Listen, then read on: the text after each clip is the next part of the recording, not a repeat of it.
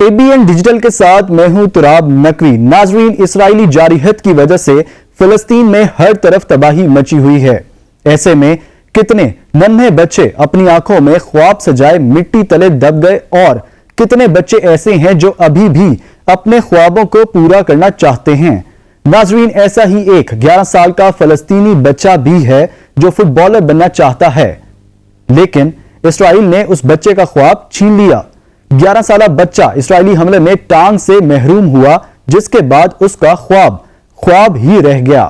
Media reports کے مطابق 11 سالہ بچہ مراکشی فٹ بالر یاسین بونو کا فین ہے اور بچے نے خواہش ظاہر کی تھی کہ اسے موقع ملا تو اپنے آئیڈیل بونو سے ملنے جائے گا۔ جب مراکش فٹ بالر کو اپنے ننھے فلسطینی مداح کا پتہ چلا تو انہوں نے فوراً ہی کال کر کے بچے کا دل رکھ لیا، جس کے بعد اس کی ویڈیو سوشل میڈیا پر وائرل ہو گئی۔ ویڈیو میں ننھا مداح اپنے خیالات کا اظہار کرتے ہوئے کہتا ہے کہ مجھے یاسین بونو سے پیار ہے، میں ایک پاؤں کے ساتھ بھی ان سے ملنے جاؤں گا۔ آصف ابو مہدی کو ٹانگ کھونے سے پہلے فٹ بال کھیلنے کا شوق تھا۔